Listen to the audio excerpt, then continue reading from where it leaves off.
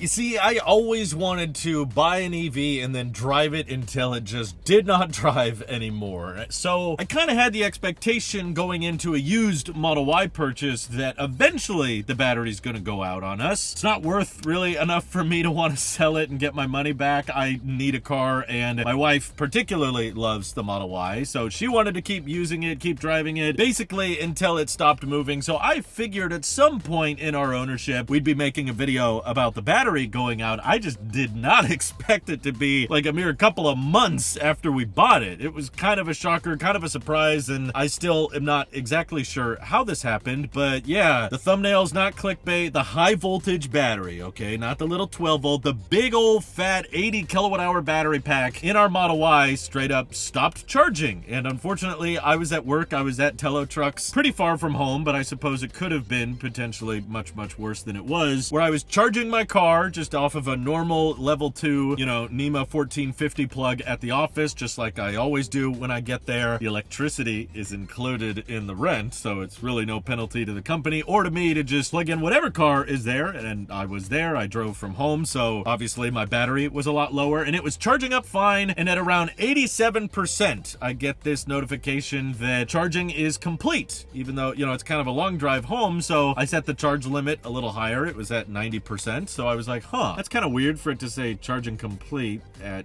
87. So I wiggle around with the charge limit option a little bit. I set it to 100, no change. I unplug the car, plug it back in again, no change. I tried a different outlet because we have multiple 1450s at the office. Tried a different charger because they have more than one level 2 AC charging cable there, and I tried both and neither works. So I'm like, okay, maybe there's something weird with this third-party equipment. I don't know. There's a supercharger down the street, so I drive to the supercharger and plug it in to see, can my car actually charge at all? And nope. Once again, this says charging complete at 87%, and I'm pretty far from home, a couple hundred miles actually. So I was already a bit nervous knowing, okay, I need to get home. This is the day before the 4th of July. I have family that is expecting me back home. This is a holiday weekend and everything. So I plug in home and it says I'm going to arrive with like 9%, which is like, okay, I guess I make it home, but I'm still gonna have an electric vehicle that I cannot charge at 9%. And I started getting the pop-up that says, like, you need to schedule service. It's okay to drive, but something's wrong with the battery. All these error codes pop up that say, like, hey, your car's not gonna charge until it goes below 50%. Like, we have to cap it at 50. So I thought, hey, maybe this problem will go away if I just drive for a little bit, but I wasn't sure. So on this very, very long drive home, the longest drive ever back from the Tello office, I had to turn off the air conditioning and I didn't play any speakers to try to get as best efficiency as I could, because I knew I'm gonna have to drive this thing to a service center, not just my house. So I need to get home with a bit more than 9%, otherwise I'm gonna have to tow this vehicle, probably out of pocket. So I did not want to end up having to tow it. So I drove pretty slow, pretty much just the speed limit, sometimes a little bit lower, always just hanging out in the right lane, oftentimes hanging out behind semi-trucks, because on our road trip up to Canada, we actually cracked the windshield, and I had already scheduled a service appointment to get the windshield fixed, and that was like a week prior, and the earliest the service center was available to see me was July 21st. So we were basically gonna have to drive around with a cracked windshield, which I don't even think is legal. So we were trying to drive the Model 3 as often as possible, but still, it was fascinating to me that, like, it took 3 weeks for them to schedule a service appointment. That was the earliest possible window I could schedule within the app, and it was a very long drive, no music, no air conditioning. I rolled down the windows. Wasn't too bad in the Bay Area, but as you get further and further north, away from the ocean, it gets really, really hot. So I'm sweating, can't listen to my usual music and podcasts, and I'm getting all these pop-ups on the screen telling me your battery's bad, schedule service, and it won't shut up. I can't get the alert to go away. So every couple of minutes, it's like pretty much anytime I regen, I got a notification that the battery is not charging, even though you're regenerative braking. So I just thought, let me try again before the battery gets below 50%, because it told me that's what the limit would be. So I plugged in at another supercharger on the route home. Even though it was at 33%, it still refused to charge. It said charging complete, and that's when I was pretty confident at this point, okay, there's an issue with the high voltage battery. It's not even charging at low states of charge, and I limped away all the way home and made it home at about 20%. It was really, really tight and very uncomfortable during that entire drive, and I tried to plug it in with my Tesla official mobile connector, and it did actually charge at at home for about an hour. I get around 7 kilowatts from the mobile connector, and first 30 minutes were fine. It was pulling around 7 kilowatts, and then it slowed down to around 2 kilowatts. So I got a little bit of range back. I think I boosted it up to like 24-25%, and before it shut off again, even though the charge limit, is set to like 50 or 60, it just refused to charge past 25%. And it was going to be a real stretch to get it to the service center. But obviously I updated my service appointment. I said, hey, by the way, not only do I need a new windshield, I think I need an entire new battery pack. And I heard nothing at first, because probably it's past business hours. I got home kind of late. I was driving so slow. Thank God for the traffic. I was actually able to get like 184 watt hours per mile on a dual motor 2021 Model Y. I thought that was pretty good. That's over 5 miles per kilowatt hour. Take that, Lucid. But yes, the one trick to getting that efficiency is you average like 35 miles per hour thanks to Bay Area traffic. But still, I don't live that close to a service center. It's a bit of a drive for me. So I limped my way to the service center, taking a lot of back roads, not using the AC, not using volume, and I basically pulled up dead. It was around 3% when it actually got there, and I should roll back the clock a bit. You might be thinking, hey, it's not even July 21st, but nothing happened when I initially updated my service ticket and said, by the way, my battery is no longer charging, until I went public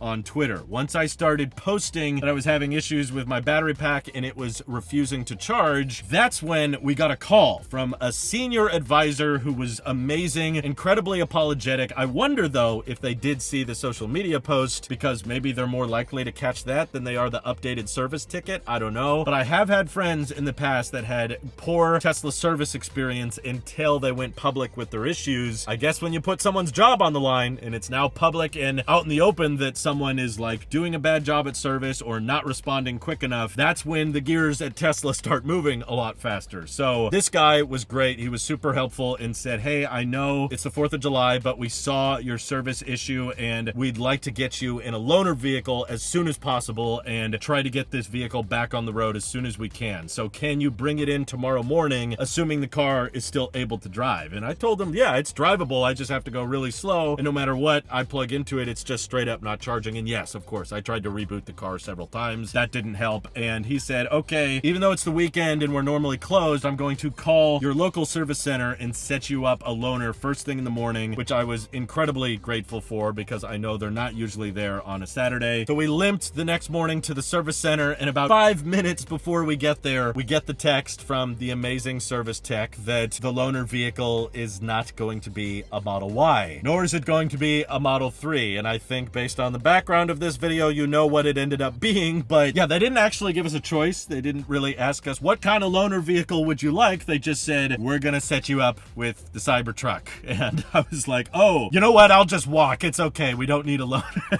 No, we didn't say that. It was far too along in the process. And I know that there's a lot of extra steps involved to getting someone a loaner. And the service tech was already coming in on the weekend, on a holiday weekend, mind you. So I was super grateful that they were willing to pull some strings for me. I don't know if it's because I'm a YouTuber or this is just what happens when you go public. I'm not sure, but I was super grateful anyway, so I wasn't going to fight with them and be like, no, I want a Model Y, or the Cybertruck's going to attract too much attention. Besides, I am a YouTuber, so there's absolutely content I can get out of this truck. But if I was not a YouTuber, I think I would be a little bit more ticked off just because it's a substantially larger vehicle than a Model Y. It drives very different than the Model Y. You got different blinker buttons instead of stocks. You got different gear selections. It's steer-by-wire, which is totally different. And of course, it's massive. Straight up does not fit in our garage. You know, we have kind of a small garage at home. Model Y fits just fine, but the Cybertruck sticks out a lot. All of my neighbors noticed it immediately, and on the very first day we picked it up, I was getting flipped off on the road. I don't even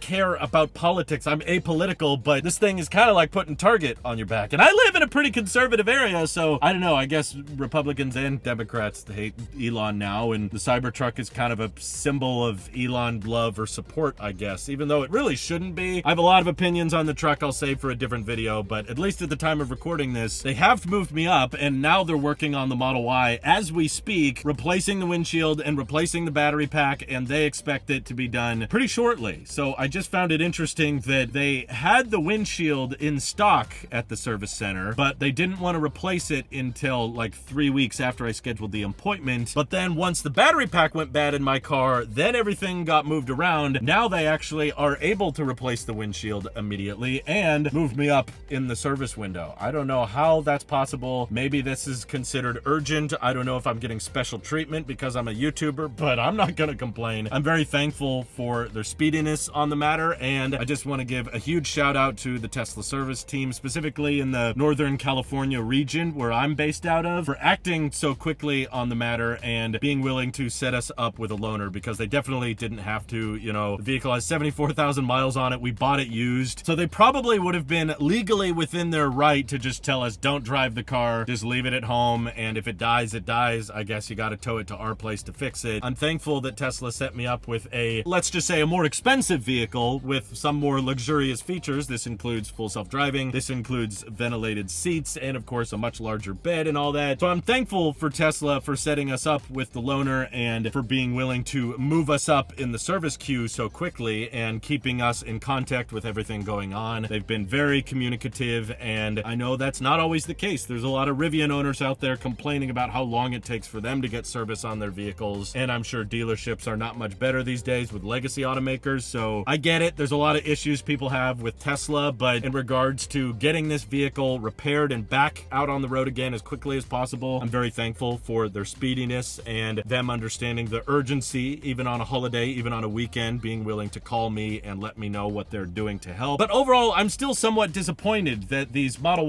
Ys, which Tesla boasts on social media all the time about, saying, yeah, these battery packs are going to outlast the car, most people never have to replace their high voltage battery pack. It's not that old, okay? This thing is like barely 4 years old. It has 74,000 miles on it, and already the battery pack needs to be fully swapped. I don't know. I've heard other people are having issue with 2021 model years. I don't know if it's because the battery pack was made by LG. Some people have talked about sealant issues and how it doesn't cool properly. Maybe that's aging them artificially faster. But I have a friend with a basically day one Model Y that he took delivery of in March of 2020. He's still on his original battery pack and he supercharges it all the time. He's doing great. So I don't know if it had something to do with the chip shortage in 2021 that made Tesla switch around some kind of battery packaging. But this is kind of sad for me because it's one of the reasons that I really hated gas cars and I didn't want to go back to using gas cars, was because there were so many times where I had a massive issue with the engine and I had to take it into service to get fixed, and it would usually be this big expensive repair. So I'm grateful that the Model Y is covered under warranty with battery pack replacements, but I drive a lot and I was really hoping to kind of help pursue that narrative that EVs, you know, have much less service required and they just last way longer because there's less things that can go wrong. And I love that idea that electric vehicles needed much less service and you wouldn't have to have these big expensive repairs. And if this battery pack goes bad out of warranty, it would be a very different video. But I'm worried that like these battery packs can go bad after 74,000 miles. I hope this is a fluke. I hope the new battery they're putting in it, which I guess is a refurbished pack, they don't put like brand new packs in them for whatever reason, but I'm hoping this new pack that goes in it allows us to drive it hundreds of thousands of miles, because that was our goal, that was our intent. I have friends and I know people that have driven EVs and Teslas specifically hundreds of thousands of miles on their original battery pack, but I don't know, maybe we just have to be more gentle with it. You know, we've had LFP for so long. On our road trip, there were many times where we did charge the Model Y, which is not LFP, to 100% because there's long stretches without chargers and we wanted to make good time on top of that. So maybe I need to be more cautious about charging it to full. You know, I can't say exactly how often I charged it to full a month, maybe 3 or 4 times, because when I go to work, I'm trying to make good time and it's a long distance. And of course, we had road trips involved where we were driving hundreds of miles a day and we were driving through the heat. You know, there were certain stretches of California where it was 118 degrees outside and we're supercharging it. I've heard that can be bad for the battery pack, so maybe we shouldn't be doing that as often, but still, I am kind of bummed that the Model Y battery was in need of a complete replacement this early in ownership, and it makes me think twice about nickel-based batteries. I'm definitely becoming a much